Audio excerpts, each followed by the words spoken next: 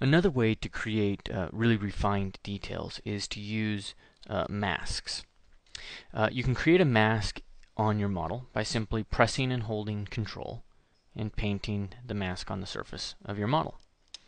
To remove the mask, you can press Control and then just click and drag. Masks can also be controlled from the Tool palette and the masking menu.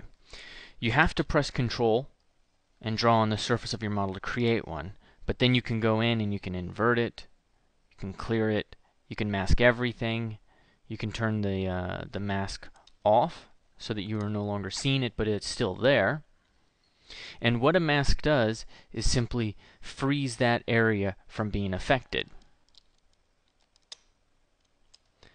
I'll stroke across here, paint a mask, and then you can see that as I move around, that area is unaffected.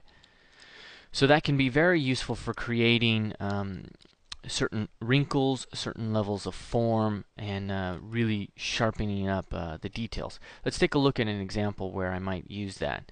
I'm going to lower the subdivision level here, delete my higher, so that everything gets smoothed out a bit. And then let me just smooth this nasolabial fold. And I'm going to smooth the eye area here a little bit.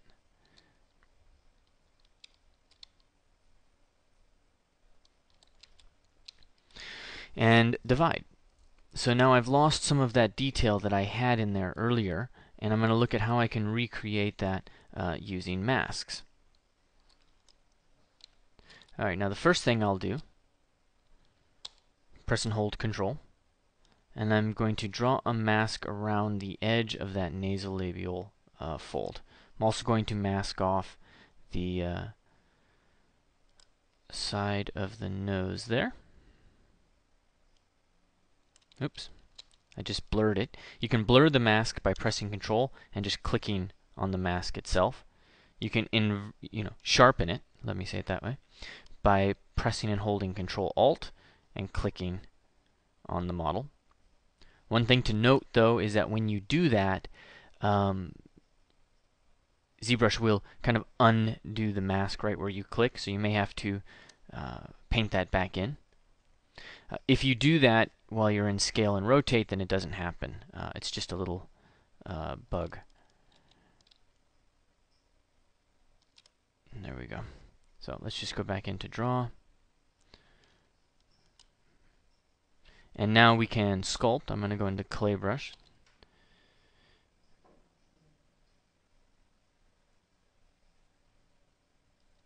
And go from there. Now let's just redraw that a little bit because I lost it there on the edge.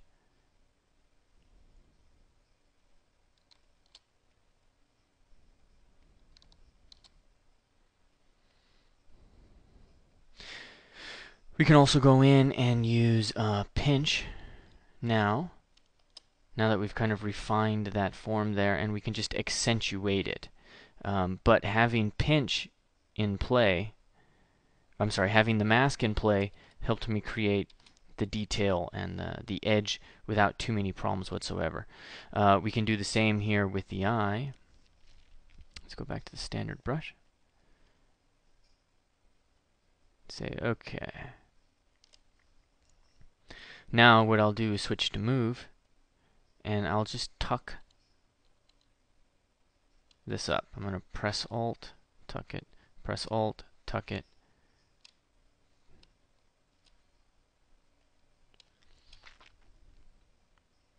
And then just pull that out a touch.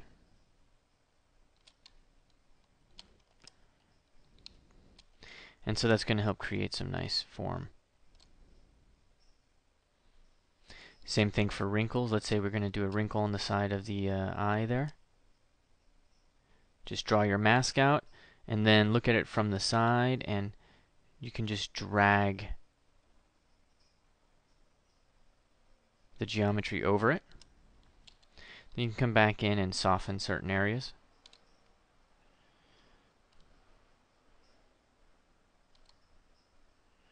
And continue to repeat. Let's go into Move, drag that over, drag it, drag it. We can also invert, push that underneath.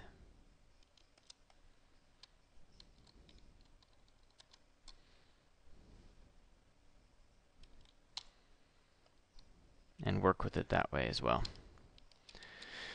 I use masks a lot, especially for areas inside, like say the nostril. Let's just mask that off. I'll switch to the standard because I like the way the mask handles it better there. Invert that nostril. And I'm inverting it by control clicking. And then go back to the move brush. Press Alt and just push in. Alt, push in. And there, we get some nice depth in there. It's exactly what I do with the ears as well.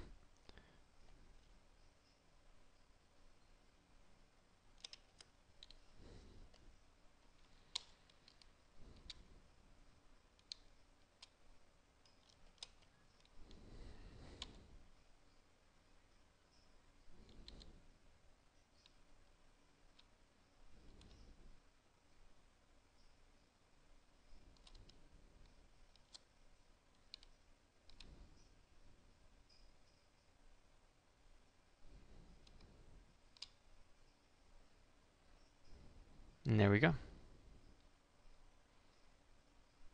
Now, as we'll see, looking at alphas, masks also respond to alphas. So I can go in, select the alpha, press Control, and you can see it's creating a mask with that shape, which can be fairly interesting to get in there and start to create just some interesting qualities.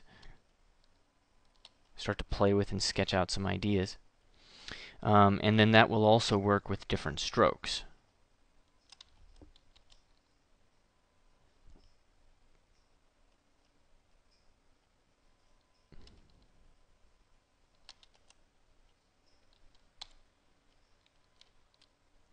So powerful for creating wrinkles and sharp details, and then also powerful for getting in and kind of sketching out some organic characteristics as well.